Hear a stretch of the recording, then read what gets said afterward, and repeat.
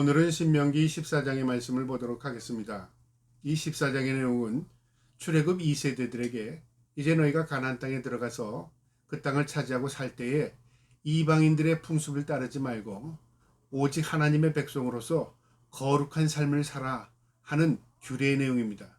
오늘도 이 말씀을 통해서 거룩한 것이 무엇이며 우리가 어떻게 사는 것이 거룩한가를 말씀을 통해서 깨달을 수 있기를 주님의 이름으로 축복합니다.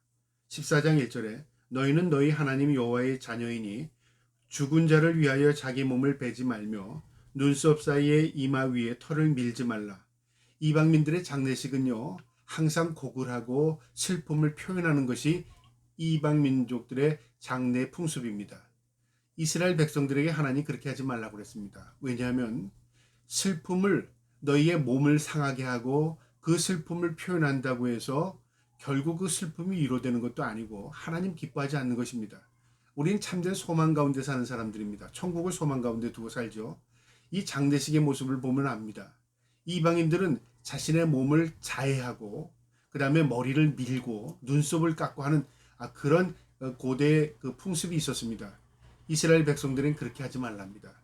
너희가 장례를 치르더라도 그런 이방인들처럼 행하지 말고 몸을 자해하거나 머리를 밀거나 그렇게 하지 말라 그 말이죠. 2절에요. 너는 내 하나님 여호와의 성민이라. 여호와께서 지상 만민 중에서 너를 택하여 자기 기업의 백성으로 삼으셨느니라. 너희는 성민 거룩한 백성이다. 하나님께서 너희를 자녀 삼았다. 너희는 택한 백성이다 그 말이죠.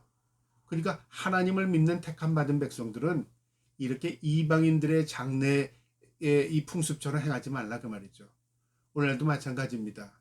안 믿는 사람들은 고글하고요, 통곡을 하고 또 슬픔을 표현하는 게 마치 효인 것 같이 그렇게 착각을 하게 만드는데 믿는 사람들은 그렇게 장례식을 치르지 않습니다.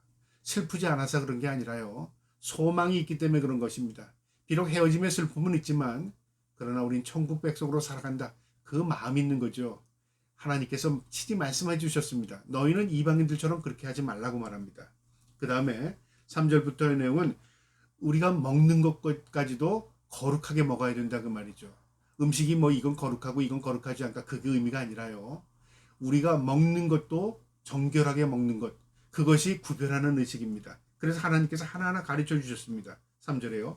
너는 가증한 것이 무엇이든지 먹지 말라. 가증한 것 그러니까 추한 것 더러운 것 이거 먹지 말랍니다. 4절에요. 너희가 먹을 만한 짐승은 이러하니 곧 소와 양과 염소와 사슴과 노루와 붉을새한 사슴과 산염소와 볼기가 흰 노루와 뿔이 긴 사슴과 산양들이라. 이 하나하나 동물들을 지적해 줍니다. 그러면서 6절에 짐승 중에 굽이 갈라져 쪽발도 되고 새김질도 하는 모든 것은 너희가 먹을 것이니라. 다만 새김질을 하거나 굽이 갈라진 짐승 중에도 너희가 먹지 못할 것이 이것이니 곧 낙타와 토끼와 사반 그것들을 새김질하는 하나 굽이 갈라지지 아니하였으니 너에게 부정하고. 그러니까 하나님께서 어떤 것은 부정하고 어떤 것은 정하다고 정해줬습니다. 이거는 오늘날 우리의 의학적으로도 여러 가지가 이육을 타당성으로 이해합니다. 이것은 균이 많구나. 또 때로는 이것은 고대인들이 음식을 먹을 때 잘못 먹게 되면 전염성이 있구나. 뭐 이런 것들을 오늘날 우리가 유추해 보기도 하지만요. 우리가 그거 이전에 하나님께서 정하신 겁니다. 이건 먹어도 되지만 이건 먹지 말라. 하나님께서 그렇게 정하셨습니다. 왜냐하면 그것이 정하고 부정하기 때문에 그렇습니다. 8절에 돼지는 굽을 갈라졌으나 새김질을 못하므로 너희가 부정하니 너희는 이런 것이 고기를 먹지 말 것이며 그 사체도 만지지 말지니라. 돼지고기도 먹지 말라고 한 겁니다. 근데 오늘날은 돼지고기 먹습니다. 그럼 왜 우리는 하나님 말씀대로 살지 않느냐? 우리 그렇게 생각할 거잖아요. 이미 신약에 들어와서 모든 것을 하나님이 정하게 하셨다고 말합니다. 그것을 먼저 베드로에게 보여줬습니다. 하늘에서 내려오는 모든 것들 이게 보자기에 싼 것들을 내려줬는데 그걸 부정합니다. 안 먹는다고 그랬습니다. 근데 주님께서 내가 정하게 했으니 먹으라 그런 말합니다. 그러면 언제는 먹지 말라고 언제는 먹으라고 했으니까 이것은 고대에서는 어떤 생활 풍습이나 습관이나 요리하는 방법이나 또 그 동물들의 그 가축 뭐 여러 가지 이유가 있었겠지만 어쨌든 하나님께서 이 고대인들에게는 그렇게 하지 말라고 했지만 신약에 가서는 다 하나님께서 또 취하게 했습니다. 그러니까 이것이 고대인들에게 있어서 정한 것이 무엇이고 부정한 것이 무엇인가를 하나님께서 깨닫게 한 겁니다. 하나님이 정하신 것이기 때문에. 9절에요. 물에 있는 모든 것 중에, 그러니까 물속에 있는 것이죠. 이런 것은 너희가 먹을 것이니 지느러미와 비늘이 있는 모든 것은 너희가 먹을 것이요 지느러미와 비늘이 없는 모든 것은 너희가 먹지 말지니 이는 너희에게 부정함이라. 낙지와 오징어 같은 거 비늘이 없죠. 먹지 말라고 한 겁니다. 근데 왜 오늘날은 또 먹습니까? 이것도 여러 가지 이유가 있습니다. 아마 요리법이 그때는 그랬을지 모르고 아마 여러 가지 이유가 있을지 모르지만 우리가 다 알지는 못합니다. 그런데 하나님께서 정하다 부정하다 정해놓으신 겁니다. 그런데 오늘날은 어떻습니까? 하나님께서 허락하신 겁니다. 신약에 와서. 그러니까 우리가 하나님의 말씀대로 살면 그것이 내게 유익이 된다. 그리고 하나님 말씀이 부정하다. 그럼 부정한 겁니다. 정하다. 그럼 정한 겁니다. 그러니까 우리가 왜 그렇습니까? 라고 우리는 물을 수는 있지만요. 그것을 거부할 수는 없습니다. 하나님의 말씀이기 때문에. 11절에 정한 새는 모든 너희가 먹으려니와 이런 것은 먹지 못할지니 곧 독수리와 솔귀와 물수리와 매와 새와 매의 종류와 까마귀 종류와 타조와 타흐마르와 갈매기와 새매의 종류와 올빼미와 부엉이와 흰 올빼미와 당아와 올응과 노자와 학과 황새 종류와 대순과 박쥐며. 그러니까 새들 가운데서도 먹어야 될 새들이 있는데 여기 보니까 먹지 말라고 하는 새들은 다 육식을 하는, 그러니까 어떤 자신의 새를 잡아먹거나 시체를 잡아먹거나 하는, 그래서 이 새를 잘못 먹게 되면 또 전염성이나 또 병이 들 수도 있는 그런 위험성도 있는 것 같습니다. 어쨌든 하나님께서 정하신 겁니다. 이런 거 먹지 말라. 이런 건 먹어도 된다. 하나님 정하신 겁니다. 그러니까 우리는 믿는 사람으로서 하나님의 백성으로서 하나님 말씀대로 지키며 살면 그것이 내게 유익이 되고요. 그 다음에 또 신약의 성도들에게는 하나님께서 이 아브라함에게 보여줬던 것처럼 베드로에게 보여줬던 것처럼 이 베드로에게 허락했습니다. 내가 정하게 했으니 먹어라. 그러니까 신약의 성도들에게는 또 허락이 된 겁니다. 그러니까 중요한 사실은요. 하나님께서 먹지 말라. 하나님께서 먹어라. 한 것의 말씀대로만 살면 이것이 우리에게요. 거룩한 삶을 유지할 수 있는 하나님의 은혜를 그 말씀 속에서 우리가 깨달을 수 있는 것입니다. 19절에 또 날기도 하고 기어다니기도 하는 것은 너희에게 부정하니 너희는 먹지 말 것이나 정한 새는 모두 너희가 먹을지니라. 날기도 하고 기어다니기도 하고 이것도 위생상은 안 좋을 것 같지 않습니까? 그러니까 그런 것들, 그러니까 균이 있을 것 같은 전염병이 들 것 같은 것, 이런 것들은 위험성이 있는 것들은 아예 먹지 말라고 했고요. 그 다음에 정결한 것들은 하나님께서 먹으라 그렇게 말씀하셨습니다. 21절에 너희는 너희 하나님 여호와의 성민이라 스스로 죽은 모든 것을 먹지 말 것이나 그것을 성중에 거류하는 개에게 주어 먹게 하거나 이방인에게 파는 것은 가아니라. 너희는 염소 새끼를 그 어미의 젖에 삶지 말지니라. 하나님께서 이렇게 정한 것과 부정한 것을 정해주시고요. 이스라엘 백성들이 이 말씀대로 삶을 통하여 하나님의 거룩한 백성으로 구별해 나가는 의식을 깨닫게 되는 것입니다. 여러분, 우리가 말씀대로 산다는 게 말씀을 지키며 살면요. 내가 거룩해서가 아니라 말씀을 지키며 살 때 내가 거룩한 모습으로 변화되는 것입니다. 그러니까 말씀이 나를 변화시키는 것입니다. 하나님께서 하나님의 백성들을 그렇게 훈련해 나가십니다. 그 다음에 22절부터의 내용은요. 11조의 내용인데요. 이 11조는 일반 11조가 아니라 제2의 11조라고 말하는 11조인데요. 무엇이냐면 3년에 한 번 드리는 11조입니다.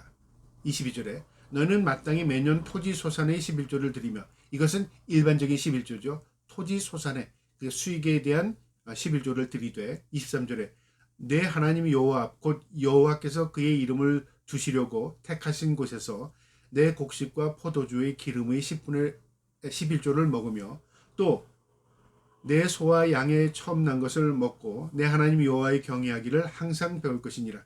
그러니까 이 11조는 뭐냐면 축제 때 하나님 앞에 기쁨으로 드리는 11조의 일부분입니다. 그러니까 이것은 감사의 11조인데요. 이것을 제2의 11조라고 말합니다. 24절에 그러나 내 하나님 여호와께서 자기의 이름을 두시려고 택하신 곳에 너희에게서 너무 멀고 행로가 어려워서 내 하나님 여호와께서 그 풍부히 주신 것을 가지고 갈 수 없거든. 그러니까 하나님의 전까지 가져가기가 거리가 너무 멀어요. 거기까지 소와 양을 몰고 가면 좋은 것을 구별해서 몰고 갈지라도요. 가는 과정에 다 병들 수도 있습니다.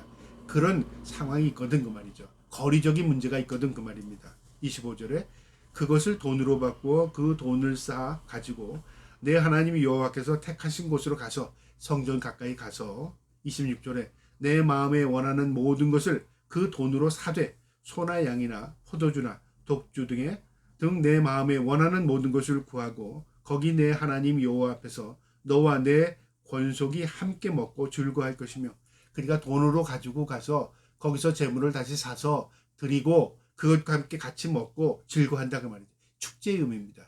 그러니까 우리가 일부분을 하나님께 11조를 드리는 것은 11조의 개념이고요. 이것은 제2의 11조로 기쁨, 감사의 표현으로서 하나님 앞에 나가서 드리는 것을 의미합니다. 27절에요. 내 성소에 거주하는 레위인은 너희 중에 분깃이나 기업이 없는 자이니 또한 저버리지 말지니라. 분깃이 없는 레위인들은 그 11조로 생활해야 하기 때문에 그들을 저버리지 말라. 그들에게 주어라 그 말이죠. 28절에 매 3년 끝에 그 해 소산의 10분의 1을 다 내어 내 성읍에 저축하여 3년의 끝에 그러니까 매번 드리는 11조도 있지만 3년에 한 번씩 모으는 11조도 있습니다. 이건 어떤 때에 사용하느냐 위의 말씀처럼 하나님 앞에 기쁨으로 하나님 그동안 나의 삶의 주인 되셔서 나에게 수확도 주시고 내가 잘 살아갈 수 있도록 은혜 주심을 감사합니다. 감사의 편으로 3년에 한 번씩 또 이렇게 11조를 했습니다. 29절에 너희 중에 분깃이나 기업이 없는 레위인과 내 성중에 거하는 객과 및 고아와 과부들이 와서 먹고 배부르게 하라. 이 용도가 있는데요. 레위인, 성중에 거주하는 객, 그 다음에 고아, 과부, 먹지 못하는 사람들을 위해서 21조를 사용해라 그 말이죠. 그리하면 내 하나님 여호와께서 내 손으로 하는 범사에 내게 복을 주시리라. 네가 그렇게 하면 하나님 인정하고 11조 떼면 그리고 그것을 통해서 레위인 객, 고아, 과부들을 섬기면 하나님이 어떻게 하신다고요? 내가 하는 모든 범사에 복을 주신답니다. 이게 하나님의 법칙입니다. 우리는 하나님의 말씀대로 살고요. 하나님은 우리의 모든 것들을 채워주시는 겁니다. 이게 성경적입니다. 저와 여러분이 하나님을 의식하고 하나님 말씀대로 살기를 주님의 이름으로 축복합니다. 아멘.